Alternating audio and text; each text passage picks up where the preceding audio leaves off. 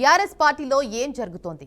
కవిత suspension కు గురవుతుందని, ఆమె పార్టీకి రాజీనామా చేస్తుందని ఎవరైనా ఊహించారా? అదే మరి రాజకీయాల్లో ఏమైనా జరగవచ్చు.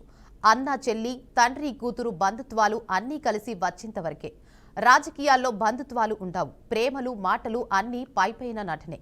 లోపల రాజకీయ అగ్ని గుండం రగులుతూనే ఉంటుంది. ఆంధ్రప్రదేశ్ నేతలు వివక్ష చూపిస్తున్నారనే కథ తెలంగాణ ఉద్యమం చేసి ప్రత్యేక రాష్ట్రం తెచ్చుకుంది. ఇప్పుడు కవిత మాటల ప్రకారం చూస్తే ఆ కుటుంబంలో అవినీతి రాజ్యమేలుతోందని స్పష్టంగా అర్థమవుతుంది. అయితే ఇక్కడ కవిత దృష్టిలో చేయించిన వాడు దేవుడయ్యాడు, చేసిన వాళ్లు అవినీతి అనకొండులుగా మారారు. రేవంత్ రెడ్డి, హరీష్ ఇద్దరు కలిసి ఒకే విమానంలో ఢిల్లీ వెళ్లిన ప్రయాణమే తనపై కుట్రకు దారి తీసిందనే కవిత చేసిన తీవ్ర ఆరోపణ. నా దృష్టిలో కుట్ర ఇప్పుడు మొదలు కాలేదు. నిజామాబాద్లో ఆమె ఓటమి నుంచే మొదలైంది. సిరిసిల్లాలో కేటీఆర్ను ఓడించే ప్రయత్నంతోనే మొదలైంది. హాస్టళ్లకు హరీష్ రావు డైరీ నుంచి పాల సరఫరా జరిగిన రోజే మొదలైంది. ఇసుక రాజ్యం సంతోష్ చేతిలో పడి అవినీతిమయం అయినప్పుడు, వాటాల పంపకం సరిగ్గా జరిగినప్పుడే ఆరంభమైంది. ఇది పార్టీలో ఆధిపత్య పోరు అనిపిస్తోంది. కేసీఆర్ అనంతరం ఎవరు లీడర్ అనే దానిపై జరుగుతున్న యుద్ధంలా తలపిస్తోంది. కాళేశ్వరం కుంభకోణంతో హరీష్ రావు ఇల్లు బంగారంతో నిండిపోయిందని, గ్రీన్ ప్రాజెక్టుతో సంతోష్ అడవులను దోచుకున్నారని కవిత ఆరోపణలు చేశారు. అవినీతి సొమ్ముతో కుట్రలు చేశారని ఆమె అంటున్నారు. కానీ తన తండ్రి కేసీఆర్ కు ఏమీ తెలియదని, అన్నకు తెలిసినా ఎందుకో వాళ్లతోనే తిరుగుతున్నాడని వెనకేసుకొచ్చింది కవిత. ప్రస్తుతానికి ఆమె ఏ పార్టీలో చేరడం లేదు. తెలంగాణ ఆత్మ తన జాగృతి సంస్థ అని చెప్పుకున్నారు. సామాజిక తెలంగాణ కోసం తన ఉద్యమం కొనసాగుతోందన్నారు. ఇంతకీ నిజంగానే హరీష్ రావు కుట్రకు దారితీశాడా? మొదటి నుంచి హరీష్ రావు పేరు వినిపిస్తూనే ఉంది. వైఎస్ రాజశేఖర్ రెడ్డికి పరోక్షంగా సహకరించడం దగ్గర నుంచి ఇప్పుడు రేవంత్ రెడ్డితో స్నేహం వరకు చూస్తే మొత్తానికి అతను తన శక్తియుతులతో చక్కబెట్టుకుంటున్నట్లే అనిపిస్తోంది. గత ఎన్నికల అనంతరం అవసరం అయితే తన బలంతో అధికార పార్టీలోకి వచ్చి ఉప ముఖ్యమంత్రి అవుతారనే వార్తలు కూడా గుప్పుమన్నాయి. అప్పట్లో కేసీఆర్ కు తన చుట్టూ ఏం జరుగుతుందో తెలియడం లేదని, అన్న కేటీఆర్ కు కూడా తనకు జరిగిన ద్రోహమే జరగవచ్చు అని కవిత ఇద్దరిని హెచ్చరించారు. ఇంత జరుగుతుంటే నిజంగా కేసీఆర్ కనిపెట్టలేకపోతున్నారా? రామన్న సర్దుకుపోతున్నారా? ఇందులో బీజేపీ కోణం ఏమైనా ఉందా? బీఆర్ఎస్ ను బీజేపీలోకి విలీనం చేసుకోవడం కోసం ఇలా పావులు కదిపిందా? లేదా ఇన్ని కేసుల్లో ఇరుకున్న కేసీఆర్ స్వయంగా ఈ ప్లాన్ కొనసాగిస్తున్నారా? విడదీసి చివరకు బీజేపీలో కలిపేస్తారా? రేవంత్ రెడ్డి నిజంగా కుటుంబంలో కలహాలు సృష్టించి తన కక్ష తీర్చుకున్నారా? దీని వెనుక చంద్రబాబు హస్తమున్నదా? తనను, తన పార్టీని తెలంగాణలో లేకుండా చేసినందుకు చేసిన ప్రతీకార చర్యనా? నిజంగా చంద్రబాబు మాట రేవంత్ రెడ్డి వింటున్నారా? ఇలా ఎన్నో ప్రశ్నలు ఎదురవుతున్నాయి. ఎన్నో కుట్ర కోణాలు ఒక్కొక్కటిగా వెలుగులోకి వస్తున్నాయి. మొత్తానికి కేసీఆర్ కూతురే తమ ఉద్యమ పార్టీ అవినీతిమయం అని క్లీన్ బౌల్డ్ చేసేసింది. ఈ మరక తుడిచి పెట్టుకోపోతుందా? కవిత అన్నట్లు పార్టీ ఉంటుందా, పోతుందా? తిరిగి జనసత్వాలు పుంజుకొని బయటపడుతుందా? ఈ అవినీతి గురించి అసలు జనం ఏమనుకుంటున్నారు? నమ్ముతున్నారా? ఇన్ని ఆరోపణలు చేసిన హరీష్ రావు ఎందుకు సైలెంట్ గా ఉన్నారు? కుమార్తెను గ్రాడ్యుయేషన్ కోర్సులో జాయిన్ చేసేందుకు లండన్ వెళ్లినా అక్కడి నుంచి మీడియాతో మాట్లాడవచ్చు. కానీ ఆయన ఇప్పటి వరకు ఒక్క మాట మాట్లాడలేదు, కనీసం ఖండించలేదు. ఆ విధంగా చూసుకుంటే ఇది కేసీఆర్ ఆడిస్తున్న డ్రామా అని కొందరు రాజకీయ విశ్లేషకులు అంటున్నారు. ఇక ఇదే అంశంపై సీఎం రేవంత్ రెడ్డి స్పందించారు. మహబూబ్ నగర్ సభలో మాట్లాడుతూ అది అవినీతి కుటుంబం. ఇక ఇదే అంశంపై మరింత సమాచారాన్ని మా మేనేజింగ్ ఎడిటర్ చిదంబర్ రెడ్డి అందిస్తారు. చెప్పండి చిదంబర్ రెడ్డి.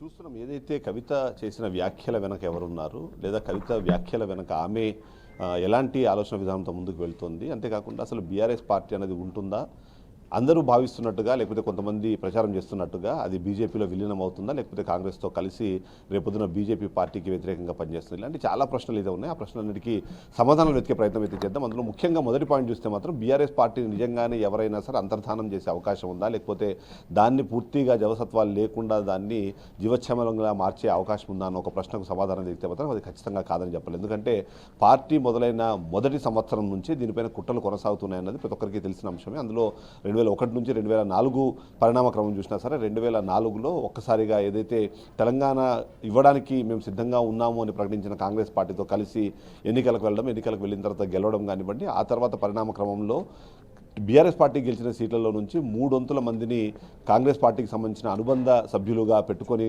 రాజశేఖర రెడ్డి చేసిన వ్యవహార శైలి అందరికీ గుర్తుంది. అప్పట్లోనే ఇక పార్టీ పని అయిపోతుంది, పార్టీ ఇక ముందుకు వెళ్ళే అవకాశం లేదు అనే విధంగా మాట్లాడము. 2009 ఎన్నికలు వచ్చేటప్పటికి పరిస్థితి పూర్తిగా మారిపోయి గతంతో పోలిస్తే ఎక్కువ రిజల్ట్స్ రాని సిచ్యువేషన్, ఎందుకంటే పట్టుమని 10 స్థానాలు కూడా గెలవలేని సిచ్యువేషన్లోకి మీరు వచ్చారు అనే విధంగా డైరెక్ట్గా అసెంబ్లీలోనే రాజశేఖర రెడ్డి మాట్లాడిన మాటలు ఎవరైనా గుర్తు చేసుకుంటే అప్పట్లోనే బీఆర్ఎస్ పార్టీ అప్పట్లో ఉన్న టీఆర్ఎస్ పార్టీని పూర్తిగా అంతర్ధానం చేయాలనే ప్రయత్నం అప్పట్లోనే కాంగ్రెస్ పార్టీ చేసింది అన్న మాటలు కూడా మనం విన్నాం. ఆ తర్వాత 2014లో అధికారంలోకి రావడానికన్నా ముందు ఏదైతే ప్రత్యేక తెలంగాణకు సంబంధించిన ఆలోచన విధానంలో పాజిటివ్ దృక్పథంతో కాంగ్రెస్ పార్టీ వెళ్తున్నప్పుడు కూడా చేసిన మొదటి సజెషన్ ఏంటి అంటే, మొదటి సజెషన్ చాలా క్లియర్గా బీఆర్ఎస్ పార్టీని కాంగ్రెస్ పార్టీలో విలీనం చేయాలి. అంటే అప్పుడున్న టీఆర్ఎస్ పార్టీని కాంగ్రెస్ పార్టీలో విలీనం చేయాలి. అంతేకాకుండా సీఎం అభ్యర్థిగా కేసీఆర్ని ముందు పెట్టుకొని ఎలక్షన్లకు వెళ్ళాలనే ఉద్దేశంతో ఉన్నట్టు, దానికి కేసీఆర్ కూడా ఓకే చెప్పినట్టుగా కొన్ని వార్తల్ని బయటికి తీసుకొని రావడం కానివ్వండి, దానికి అనుగుణంగానే అప్పుడు వ్యవహారాలు కూడా నడిచాయి. అందులో భాగంగానే కేసీఆర్ మొత్తం కుటుంబాన్ని తీసుకెళ్లి సోనియా గాంధీకి కృతజ్ఞతలు చెప్పడంతో పాటు వాళ్ళు ఏదైతే ఇచ్చారో దానికి ఓకే చెప్పి వచ్చినట్టుగా కూడా వార్తలు వినిపించాయి. ఆ తర్వాత చూసాము 2014లో విజయం, అంటే వీళ్ళు ఏదైతే బీఆర్ఎస్ పార్టీ గెలిచిన తర్వాత, అంటే అప్పుడు టీఆర్ఎస్ పార్టీ గెలిచిన తర్వాత అతను చేసిన రాజకీయ చాణక్యం ఏదైతే ఉందో అది అంటే చాలా గొప్పగా పార్టీని నడపడం చూసాం మనము. పార్టీలో ఏదైతే తప్పులు ఉన్నాయో, ఏవైతే బలహీనతలు ఉన్నాయో వాటిని చెరిపేయడం కోసము అటు టీడీపీ పార్టీ కానివ్వండి, ఆ తర్వాత కాంగ్రెస్ పార్టీలోని సీనియర్ నాయకులందరినీ చేర్చుకొని ఒక బలమైన ఒక పక్షంగా దాన్ని మలుచుకోవడం మనం చూసాం. అది సరిపోదన్నట్టుగా టీఆర్ఎస్ని బీఆర్ఎస్ పార్టీగా మార్చే క్రమంలో కూడా జాతీయ రాజకీయాల్లో కూడా తమదైన శైలిలో రాజకీయాలు నడపాలనే ఆలోచన విధానంలోకి తను వెళ్ళినట్టుగా మనకు అర్థమవుతుంది. సో ఈ విధంగా చూస్తే మాత్రం ఖచ్చితంగా బీఆర్ఎస్ పార్టీని ఇంకో పార్టీలోకి విలీనం చేసే ఆలోచన కానివ్వండి, అవకాశం కానివ్వండి లేదని అయితే ఇప్పటికే విశ్లేషకులు మాట్లాడుతున్నారు. దానికి అనుగుణంగానే ఓవైపు కేటీఆర్ కానివ్వండి, హరీష్ రావు కానివ్వండి, కేసీఆర్ కానివ్వండి, అటు కాంగ్రెస్ పార్టీని ఇటు బీజేపీ పార్టీని ఈక్వల్ డిస్టెన్స్ మెయింటైన్ చేస్తూ వాళ్ళ మీద అదే తరహా ఆరోపణలు కానివ్వండి, విమర్శలు కానీ చేస్తూ వస్తున్నారు. సో ఇక కవిత మాట్లాడుతున్న దాని ప్రకారం ఏంటంటే, ఈ మొత్తం వ్యవహారంలో తనపైన కుట్ర జరిగింది, తన తండ్రి పైన కుట్ర జరుగుతోంది, తన పార్టీ పైన కుట్ర జరుగుతుంది, వీటన్ని కాపాడే క్రమంలోనే తను ముందుకు వచ్చాననే మాట మాట్లాడే ప్రయత్నం చేస్తుంది. అందుకు అనుగుణంగానే నిన్న రాజీనామా చేసిన సంఘటన కూడా మనం చూసాం. అయితే ఒక కాకతాళీయమైన విషయం చెప్పాలి, సెప్టెంబర్ 3, 2025వ తారీఖున ఆమె రాజీనామా చేసింది. కానీ ఆమె ఆ లేఖను డిసెంబర్ 3, 2023వ తారీఖున రాసుకుంది. ఎందుకంటే గతంలోనే ఆమె పార్టీని వీడి వెళ్ళిపోవాలన్న ఆలోచనలోకి వచ్చింది. అందులో భాగంగానే అటు పార్టీకి కానివ్వండి, అప్పుడున్న పరిస్థితుల్లో ఎమ్మెల్సీ స్థానానికి కానివ్వండి రాజీనామా చేసి రాజీనామా లేఖను పట్టుకొని తండ్రి దగ్గరకు వెళ్ళింది. తల్లిదండ్రుల దగ్గరికి వెళ్ళి నేను ఈ పార్టీలోంచి వెళ్ళిపోవాలన్న ఆలోచనలో ఉన్నాను, నా వెనకాల కుట్రలు జరుగుతున్నాయి, నా చుట్టూ కూడా మొత్తం ఒక పద్మవ్యూహాన్ని పన్నుతున్నారు, దానికి కారణం ఏదైనా నేను ప్రస్తుతాన్ని చెప్పలేను, దాని పూర్తి స్థాయి నాకు సమాచారం లేదు, కానీ బట్ జరుగుతుంది కాబట్టి నేను వెళ్ళిపోవాలనే ఆలోచన విధంలో తను ఉన్నట్టుగా వెళ్ళి కేసీఆర్తో మాట్లాడడం అనేది కూడా ఆమెకు ఒక పెద్ద శరాఘాతంగా అప్పట్లో మారింది.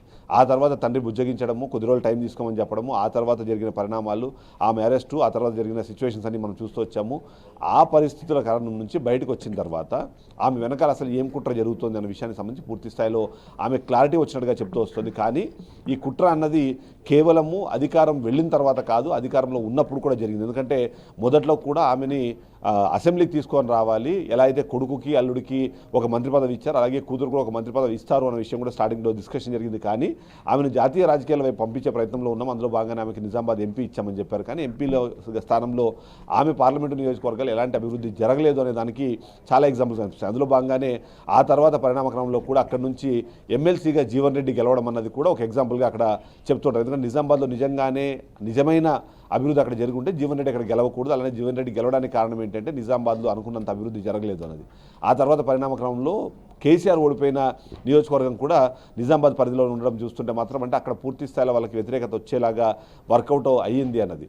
ఎప్పుడైతే రెండోసారి ఆమె పోటీ చేసి ఓడిపోయే క్రమంలో కూడా ఓడించింది ఎవరో కాదు, తమ సొంత కుటుంబ సభ్యులు అలాగే కార్యకర్తలు అన్నది చాలాసార్లు చెప్పే ప్రయత్నం చేశారు. అదేవిధంగానే అక్కడ కూడా జరిగింది. సో ఈ పరిణామ క్రమంలో దీన్ని ఉపయోగించుకునే ప్రయత్నంలో భాగంగానే తను ఎమ్మెల్సీగా వచ్చిన తర్వాత కూడా దాన్ని అతనికి పెద్దగా ప్రాధాన్యత ఇవ్వకపోవడం అనేది జరిగింది. అందులో భాగంగానే ఆ తర్వాత జరిగిన పరిణామ క్రమంలో ఆమెకు అరెస్ట్ అవ్వడం కానివ్వండి, అరెస్ట్ అయ్యి బయటకు వచ్చిన తర్వాత ఆమె పూర్తి స్థాయిలో దూరంగా ఉంచే ప్రయత్నం చేయడం, అరెస్ట్ అయిన సందర్భంలో కూడా కేసీఆర్ తనతో మాట్లాడకపోవడము, కేసీఆర్ని పూర్తి స్థాయిలో మీ లిక్కర్ స్కామ్లో ఉంది, లిక్కర్ స్కామ్ మొత్తం సూత్రధారి తనే అన్న విషయాన్ని చెప్పే క్రమంలో కూడా వీళ్ళందరూ సక్సెస్ అయ్యారు. ఆ కారణంతోనే కేసీఆర్ ఏ ఒక్క సందర్భంలో కూడా కవితకు సంబంధించిన అరెస్ట్ విషయం కానివ్వండి, ఆ పరిణామాల్లో జరుగుతున్న ఆ సీక్వెన్స్ కానీ ఎక్కడే కానీ ప్రస్తావించకపోవడము, బీజేపీని విమర్శించకపోవడం అనేది తెలిసింది. సో ఆ తర్వాత మనం చూస్తున్నాము బీజేపీ పార్టీకి అనుకూలంగా పార్టీ వెళ్తోంది అన్న ఒక సిగ్నల్ ఇచ్చే క్రమంలోనే తను జాతీయ రాజకీయాల వైపు చూస్తోంది అన్నది కూడా ఒకటి మనకు అర్థమవుతుంది. అంతేకాకుండా మొన్న చేసిన ఒక స్టేట్మెంట్ ఏదైతే కేసీఆర్ మీదనే ఒకవేళ నిజంగానే సిబిఐ కేసు అయ్యేలాగుండి ఈ పార్టీ ఉంటే ఎంత పోతే ఎంత అంటే నిజంగానే అప్పటికే ఒక ఆలోచన విధానంలోకి వచ్చేశారు, పార్టీని విలీనం చేయడానికి సిద్ధపడుతున్నారనే విధంగా. అంతేకాకుండా తనకు ఒక రాజకీయ అవకాశాన్ని క్రియేట్ చేసుకునే క్రమంలో కూడా బీఆర్ఎస్ పార్టీ అంతర్ధానం అయితే తను ఏర్పాటు చేయబోయే పార్టీ అన్నది ఇక్కడ తెలంగాణకు సంబంధించిన వాయిస్ని రిఫ్లెక్ట్ చేస్తుంది అనే విషయాన్ని చెప్పే ప్రయత్నం చేసినట్టుగా మన కవితను చూడాలి. ఓవరాల్గా చూస్తే మాత్రం ఈ మొత్తం పరిణామ క్రమంలో బీజేపీ కానివ్వండి, కాంగ్రెస్ పార్టీ కానివ్వండి చాలా ఆచితూచి వ్యవహరిస్తున్నారు. రేవంత్ రెడ్డి ఇప్పటికే ఒక బాణాన్ని కూడా వదిలారు. ఆ ప్రకారము కల్వకుంట్ల ఫ్యామిలీ అన్నది ఆల్రెడీ అవినీతి, వాళ్ళ పంపిణీలో తేడా వచ్చినాయి కాబట్టి ఈ మాటలు మాట్లాడారనే విధంగా అవినీతి కుటుంబంగా దాన్ని చెప్పే ప్రయత్నం చేస్తారు. బీజేపీ అయితే ఇంకా రెస్పాండ్ అవ్వలేదు, కానీ రెస్పాండ్ అయినా కూడా వాళ్ళు కూడా అలాంటి మాటలే మాట్లాడే అవకాశం ఉంది. కాబట్టి ఓవరాల్గా చూస్తే కవిత ఇప్పుడు వదిలిన బాణమా ఆమె విరిగిన బాణమా అని తెలియాలంటే మాత్రం మరి కొద్ది రోజులు వెయిట్ చేయాల్సిందే. తన సొంత పార్టీ పెడతారా, ఉన్న పార్టీలోకి వెళ్ళి చదువుకుంటారా అన్నది కూడా తెలియాల్సిందే. బట్ ఇప్పుడున్న పరిస్థితుల్లో మాత్రము తను తెలంగాణ జాగృతి పేరుతోనే ముందుకు వెళ్ళే అవకాశాలే మనకు కనిపిస్తుంది. Right, thank you for the update Chidambar Reddy.